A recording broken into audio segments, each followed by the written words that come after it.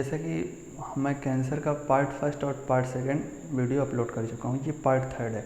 अगर आपको इस पार्ट थर्ड को बेहतर ढंग से समझना है तो आपको पार्ट फर्स्ट और पार्ट सेकंड पहले देखना होगा, तब आप पार्ट थर्ड की बातों को उससे रिलेट कर पाओगे और फिर चीज़ें आपको एक बेहतर ढंग से समझ में आएंगी।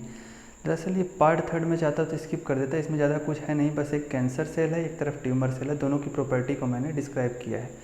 बट बात क्या है कि दरअसल कॉम्पिटिटिव एग्ज़ाम में पूछे जाने वाला कोई ऑब्जेक्टिव क्वेश्चन हो या फिर बोर्ड में पूछे जाने वाला सब्जेक्टिव क्वेश्चन हो, दरअसल ये उन दोनों का ही फेवरेट है ये टॉपिक।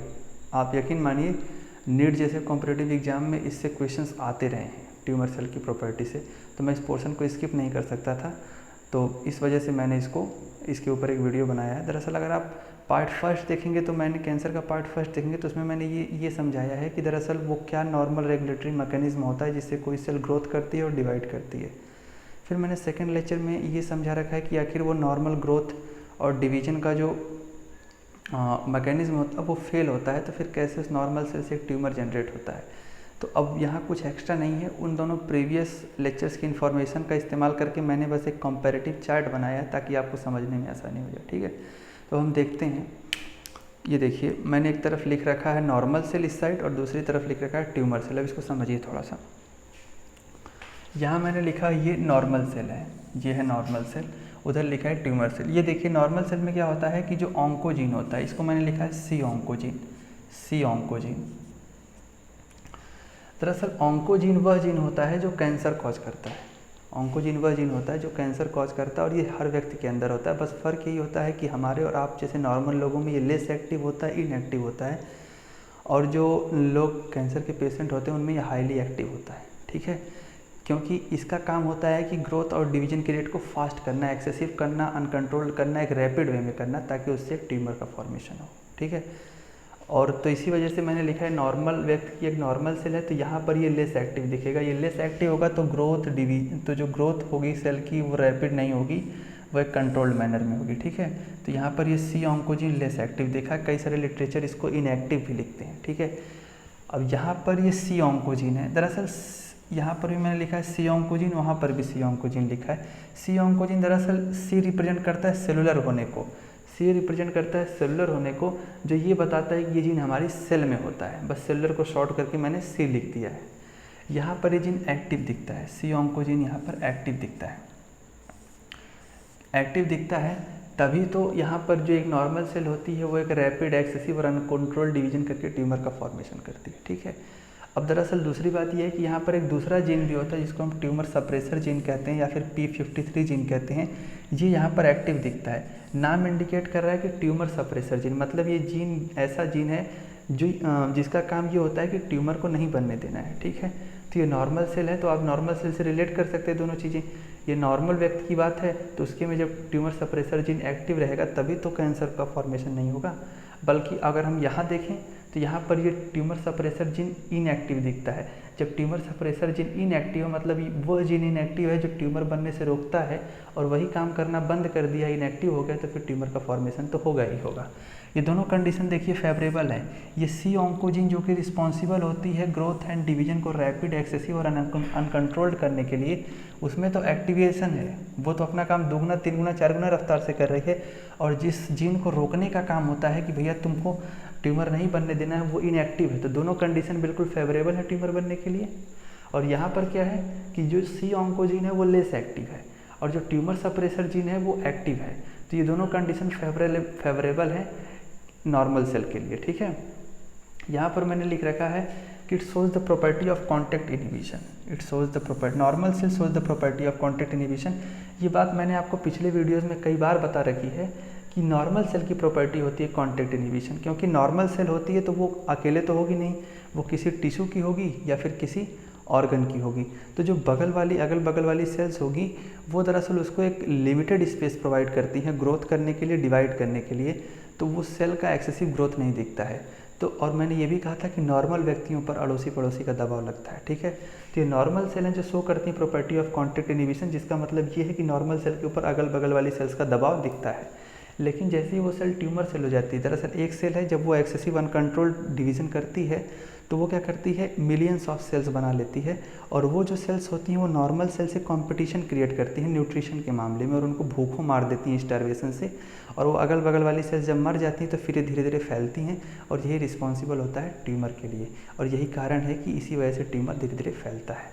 तो यहाँ मैंने लिख रखा ये कॉन्टैक्ट इनहिबिशन प्रॉपर्टी लॉस हो जाती है, इसके ऊपर कहाँ का इनहिबिशन, ये तो खुद दूसरों के ऊपर दबाव बना रही है, ठीक है। तो ये लॉस कर देती है property of contact inhibition, property को ये लॉस कर चुकी है। अब यहाँ लिखा है मैंने डिफरेंशिएटेड है, यहाँ मैंने लिखा अनडिफरेंशिएटेड सेल्स है। दरअसल इसका मतलब क्या होता है आप समझिए। दरअसल होता क्या है, मान लीजिए कोई डॉटर सेल है, अरे ये कोई मान लीजिए पेरेंटल सेल है, न्यूक्लियस है, ये सेल है, ये डिवाइड हुई, 2 सेल बने, ठीक है। अब ये दोनों जो नए सेल बने हैं ये पहले ग्रो करेंगे, और उस ग्रोथ के दौरान क्या होता है, इनमें कुछ सेलुलर मॉडिफिकेशन होता है, कुछ चेंजेस होते हैं, फिर उसके बाद डिवीजन होता है। लेकिन दरअसल अगर हम ट्यूमर सेल की बात करें तो यहाँ पर डिवीजन का रेट इतना हाई होता है, इतना रैपिड होता है, इतना अनकंट्रोल्ड होता है कि इसको इतना समय ही नहीं मिलता है ग्रोथ के दौरान कि उसके अंदर कोई केमिकल चेंज या कुछ मॉडिफिकेशन किया जा सके। इसकी वजह से ये अनडिफरेंशिएटेड दिखती है, ये डिफरेंशिएटेड दिखती है। जहाँ तक बात मॉर्टल का रहा और इमॉर्टल का रहा तो आप थोड़ा समझिए। दरअसल जैसे कोई सेल होती है तो उसका जिस दिन फॉर्मेशन होता है उसी दिन ये बात भी तय हो जाती है कि इसको कब तक जीवित रहना है, कब इसको ख़त्म हो जाना है। जैसे आरबीसी है वो 120 दिन देती है, वो उसकी लाइफ स्पेन 120 दिन है, 4 महीने है। कुछ सेल के बारे में हम डायरेक्टली बोल देते हैं, जैसे हमने आरबीसी को बोल दिया कि भैया 120 दिन जिंदा रहेगी, 4 महीने जिंदा रहेगी। कुछ सेल्स को हम ये कहते हैं ये कुछ वीक्स जिंदा रहेगी, कुछ आवर्स जिंदा रहेगी, कुछ दिन जिंदा रहेगी, ठीक है।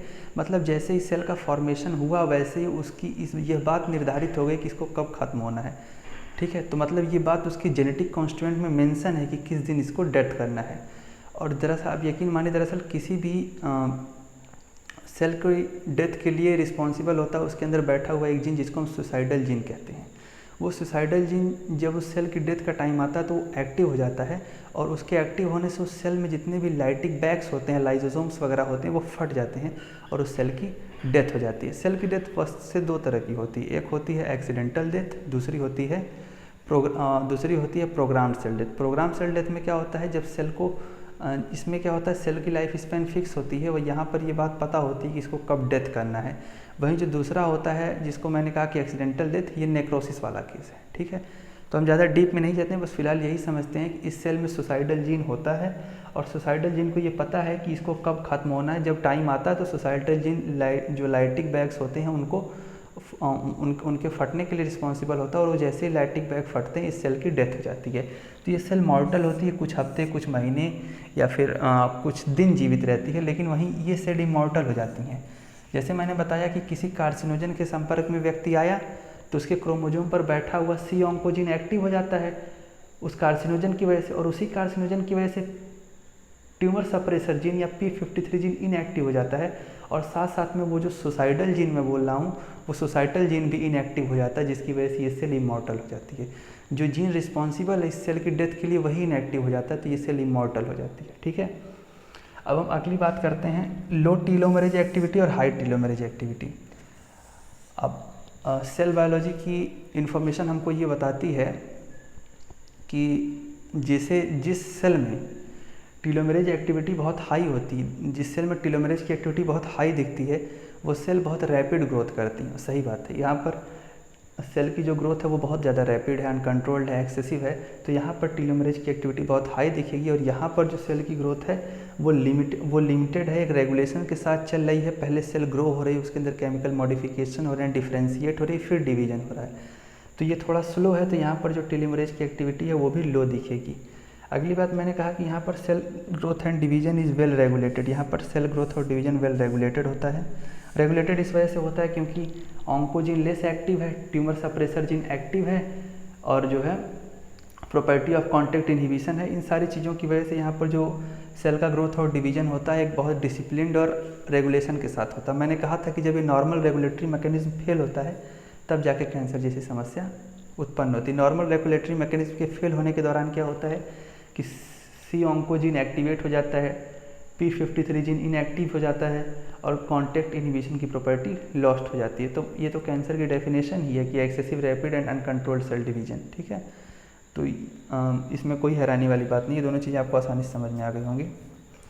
और इन दोनों बातों को आप रिलेट भी कर सकते हैं। लो टेलोमरेज एक्टिविटी है इसीलिए तो सेल ग्रोथ और डिवीजन रेगुलेटेड है और एक स्लो मैनर में, और हाई टेलोमरेज एक्टिविटी है इसी वजह से तो एक्सेसिव रैपिड और अनकंट्रोल्ड सेल डिवीजन है। अब अगली बात इंपॉर्टेंट है, यहाँ पर MHC प्रोटीन या आई कार्ड प्रेजेंट होता है, यहाँ पर MHC प्रोटीन या आई कार्ड एब्सेंट होता है। इसको हम थोड़ा सा समझते हैं। MHC प्रोटीन क्या होता है? दरअसल हमारी बॉडी में एक इम्यून सिस्टम होता है। उस इम्यून सिस्टम के अंग होते हैं दो, एक बी लिम्फोसाइट, दूसरा टी लिम्फोसाइट। इन्हें पता होता है कि इनका दरअसल काम ये होता है कि अगर बाहर से कोई चीज़ हमारे शरीर में चलेगी तो उसको ख़त्म कर देना है, और जो हमारी बॉडी की एक चीज़ है उसको ये पहचानते हैं। तो हमारी बॉडी की जितनी भी सेल्स होती हैं उनकी सरफेस पर एक प्रोटीन होता है जिसको हम MHC प्रोटीन कहते हैं या MHC एंटीजन कहते हैं। तो जो हमारी बॉडी का इम्यून सिस्टम होता है वो इस MHC प्रोटीन की सहायता से पहचान जाता है कि हमारी अपनी सेल है, ठीक है। लेकिन जो कैंसर की सेल होती हैं उनके ऊपर ये MHC प्रोटीन एब्सेंट होता है। ऐसा इस वजह से होता है क्योंकि इसके अंदर जो MHC जीन, इसका ग्रोथ और डिवीजन इतना फास्ट होता है कि इससे अंदर का जो MHC जीन होता है वो एक्सप्रेस करके MHC प्रोटीन बना ही नहीं पाता है, ठीक है। तो यहाँ पर MHC प्रोटीन सेल की सरफेस पर एब्सेंट होता है। तो जो हमारी किलर टी सेल्स होती है हमारे इम्यून सिस्टम की, वो इसको किल करने लगती है। और जैसे इसको, अब तो फिर सवाल ये उठता है अगर किलर टी सेल्स हमारा इम्यून सिस्टम इस कैंसर सेल को किल कर रहा है, फिर कैसे कैंसर हो गया? तो उसकी किल करने का रेट बहुत कम है, जबकि इसकी ग्रोथ और डिवीजन का रेट बहुत एक्सेसिव है, बहुत हाई है। इस वजह से उसके किल करने के बावजूद भी कैंसर डेवलप हो जाता है, ठीक है।